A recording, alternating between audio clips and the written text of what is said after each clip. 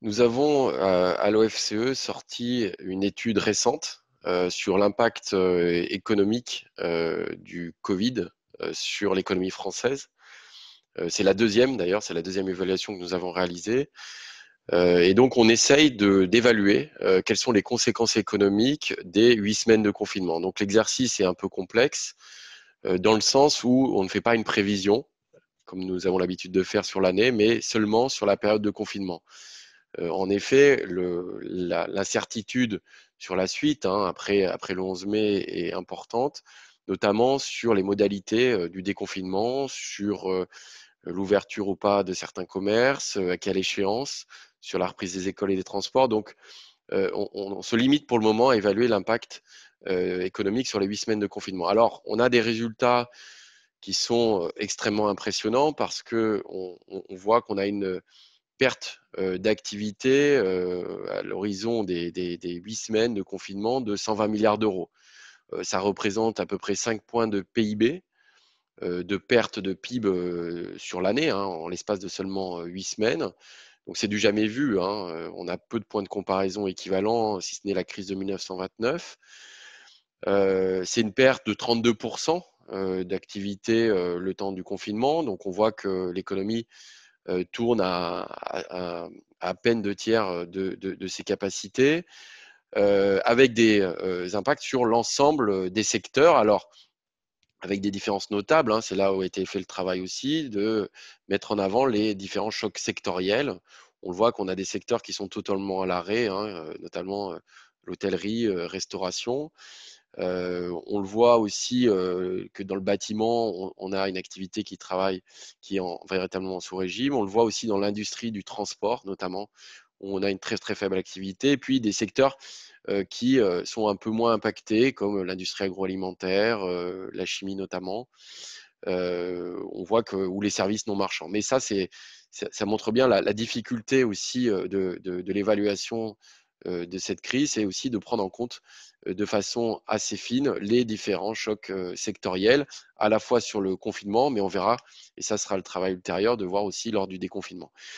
Donc sur ces 120 milliards de pertes d'activité, on voit qu'on a aussi des agents économiques qui ne sont pas mis à contribution de la même façon. Et c'était l'idée de cette étude, c'est de voir finalement qui supportait la crise de ces 8 semaines, même si on voit que l'ensemble des agents sont touchés. Alors, principalement sur ces 120 milliards, il y a 70 milliards qui sont absorbés par les administrations publiques. Et en fait, c'est la socialisation en fait des pertes qui sont faites notamment à travers le chômage partiel, qui est un dispositif très important, l'indemnisation de garde d'enfants, le fonds de solidarité pour les TPE, PME, c'est aussi en partie des garanties ou des reports de paiement d'impôts de cotisation. On voit qu'en tout cas, 60% aujourd'hui du choc est absorbé par les administrations publiques. Donc ça veut dire qu'il en reste quand même 40% sur les entreprises et sur les ménages, ce qui n'est pas rien. Et donc, ça veut dire que l'ensemble du choc n'est pas totalement absorbé par les déficits publics, même si on voit bien sûr que les déficits publics vont fortement s'accroître durant cette crise. Donc, sur les 40% restants, ce qu'on voit, c'est que les ménages perdent à peu près 10%. Ces 10% du choc sont absorbés par les ménages, et on le voit notamment à travers soit des pertes d'activité directes, hein, c'est-à-dire on voit le chômage qui augmente. Nous, on pense que pendant les 8 semaines de confinement, on devrait être à 460 000 chômeurs en plus.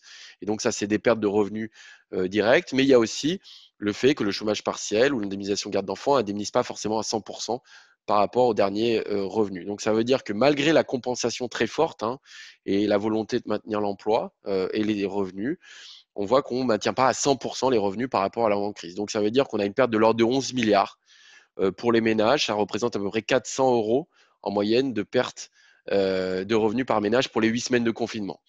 Donc ce n'est pas négligeable, mais on voit que par rapport notamment, et là c'est la grande question, des entreprises, les entreprises absorbent un choc qui est colossal, parce que c'est finalement à peu près les 30% restants du choc. On est l'ordre de 40 milliards à peu près, qui sont subis par les entreprises. Et on le voit que malgré les dispositifs qui ont été mis en place, hein, que ce soit le chômage partiel ou les indemnisations de garde d'enfants ou le report de certains paiements, on voit il y a encore un certain nombre de coûts fixes qui aujourd'hui subsistent. Et face à une économie ou un certain nombre de secteurs où l'activité est très faible, voire nulle, on voit qu'on a des situations qui sont très difficiles avec une forte contraction des marges, une très forte chute potentielle des bénéfices forcément et des résultats. Et donc la question va être justement comment les entreprises vont pouvoir redémarrer suite à ce choc.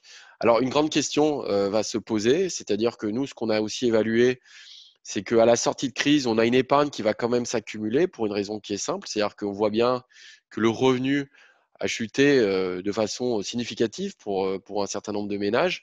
Mais finalement, au regard de la chute de consommation, hein, qui est supérieure à 30%, eh bien, on a une accumulation d'épargne. C'est la grande particularité, c'est que le revenu baisse, mais comme la consommation baisse encore plus que le revenu, on a une épargne qui s'accumule, en particulier pour les ménages, on va dire, les moins précaires, pour ceux qui ont les moyens d'accumuler de l'épargne, pour ceux dont le revenu a été le mieux maintenu. Et donc, on serait en sortie de crise, c'est-à-dire au bout des 8 semaines de confinement, avec quelque chose d'assez paradoxal, c'est-à-dire bien sûr une situation des entreprises très dégradée, des déficits publics qui augmentent très fortement, mais une épargne des ménages qui serait assez importante. On le voit d'ailleurs avec la collecte du livret A actuellement. Et nous, on considère qu'on aurait à peu près 55 milliards d'épargne au bout de 8 semaines. Et donc, la question pour la suite, et notamment dans le déconfinement, c'est comment cette épargne va être utilisée. La première question, c'est est-ce que finalement les ménages vont se pouvoir, déjà c'est la question, et vont se mettre à reconsommer normalement, premièrement, étant donné les contraintes qui seront sur les transports, sur la façon de fréquenter les magasins. Et puis, il y a une autre chose, c'est que potentiellement, cette épargne peut se transformer en épargne de précaution face à l'incertitude. Donc, c'est tout le danger. C'est-à-dire que pour l'économie, il devrait y avoir une incitation assez forte à ce que cette épargne se dégonfle pour soutenir la consommation, et la consommation soutient l'activité des entreprises. Mais on voit qu'on aura énormément de contraintes, à la fois sur les comportements, la difficulté à aller dans les magasins et à se déplacer, et puis le risque de la précaution, c'est-à-dire le fait que les ménages préfèrent épargner au risque d'avoir des lendemains difficiles. Donc, les enjeux pour la suite vont être de cet ordre-là, c'est-à-dire comment soutenir la reprise, comment faire que la consommation repart dans un contexte très contraint, sachant qu'une épargne va s'accumuler. Donc, il y aura des capacités de rebond. Maintenant, la question est bien sûr de savoir comment le déconfinement va s'opérer et comment les pouvoirs publics vont pouvoir gérer à la fois le risque sur la crise sanitaire et faire en sorte qu'on ait une reprise d'activité qui soit assez soutenue, parce qu'il faut bien avoir en tête que chaque semaine, chaque mois qui passe, c'est bien sûr des pertes d'activité importantes et sûrement des conséquences irréversibles sur les faillites d'entreprise et sur le chômage. Donc, il y a des enjeux économiques et sanitaires qui sont très forts pour les semaines à venir.